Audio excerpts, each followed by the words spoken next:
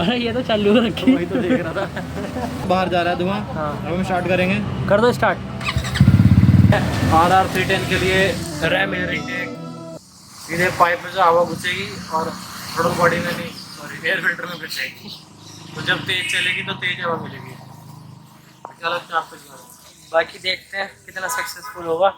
और तो हमने ये खोल ली अभी यहाँ पे, और हमारा प्लान ये है कि जो इसका ये इनटेक है इसको हम नीचे तक लेके आए और वहाँ पे इसको ओपन कर दें, बस ऐसे ही। इसमें से घुसेगी। अच्छा जगह मान ले, इसे हाँ, बहुत शेप देनी पड़ेगी। आज कुछ ना कुछ तो करके रहेंगे हम, आज कुछ ना कुछ तो करके रहेंगे। हमारे पे काम थोड़ा ही है अभी, कुछ तो कर ही सकते हैं। जैसे हमारा हमेशा बनता है, ऐसे आज हमारा एक बार बन जाएगा। हाँ यही वो बाइक से हमने टर्बो भी लगाया था, बेचारी। ये भी बहुत सक्सेसफुल रहा क्योंकि ECU ट्यून वाला यहाँ पे मिलता नहीं है। अरे ECU ट्यून से याद आया, हम ये कर तो रहे एयर इनटेक का, तो ECU खुद मैनेज कर लेगा इनटेक। इतने में फर्क नहीं पड़ने का। बहुत ये तो हायर RPM पे आएगा ना, चेंज की जरूरत नहीं पड़ेगी। हायर RPM पे असर आएगा ना इस पे तो। हायर RPM पे नहीं, तेज स्पीड में फर्क आएगा। वही एक ही तो बाइक बात की हुई। स्पीड तेज होगी तो तब फर्क देगी है, तो उसमें तेज चलने पे हवा जोर से घुसेगी। वो जो 170 जाती थी 172 चली जाएगी, ये ऐसा कुछ नहीं होता, आया कहने वाली बात है। तो फिर कर क्यों रहे हो? रैम है, हाँ रैम दे।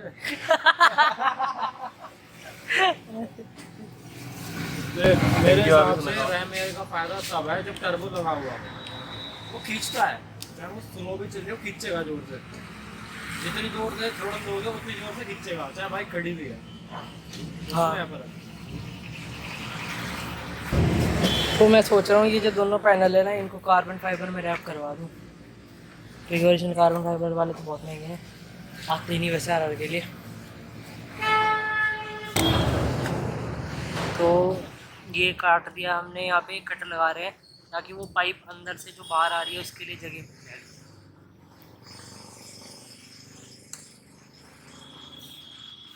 ये पाइप ऐसे वैसे चमकेगी R1 की लाइट होती है। इसमें अगर कार्बोरेटर होता ना कितना अच्छा होता, टर्बो लगाते ढंग से लगाते। ट्यून करते हैं बढ़िया।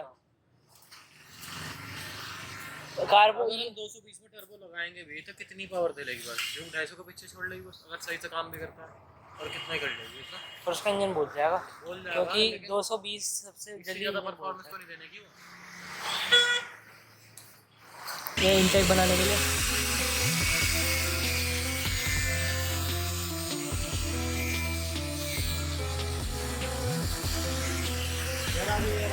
यहाँ पे ऐसे ऐसे रहेगा, इसे हम कर रहे हैं चपटा थोड़ा सा आगे से ताकि थोड़ा फ्लो बन जाए। ऐसे तो फिर वैसे ही वापस आ जाएगा पोजीशन में। तो पालना है। हाँ नहीं, नीचे से भी तो नीचे से भी हीट होगा। और बाकी इसमें ये पड़ा हुआ है KNN का ओरिजिनल फ़िल्टर, जो कि अक्षय भैया ने पहले से डाल रखा था इसके अंदर।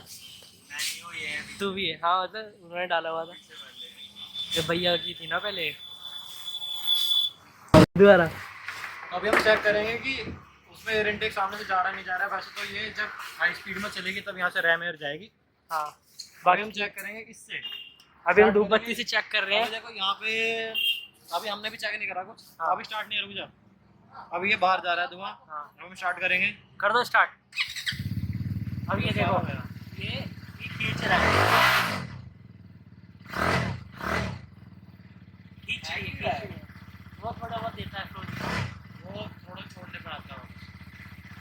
ठीक है, बढ़िया जा रहा है, यहाँ से तो बिल्कुल सारा जा रहा है। तो अब अगर हम इसके मुंह पे एक सिगरेट लगाएं तो सिगरेट पी लेंगे। तो अभी ये भी नशा कर सकती है। हाँ अब कर सकते हैं। वो चेक करो पावर मर नहीं मार रही हो। पहले कूलेंट तो दे दो, कूलेंट नहीं है उसमें बिल्कुल भी। सो गाइज हमने अभी जो प्रोजेक्ट कर रहे थे वो सक्सेसफुल हो गया हमारा।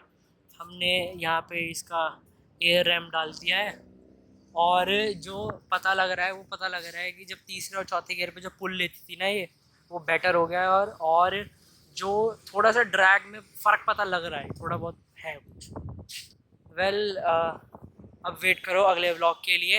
एक इसकी छोटी सी ड्रैग करके देखेंगे इसके साथ, क्योंकि इसका और इसका थोड़ा वो रहता है कंपटीशन ना।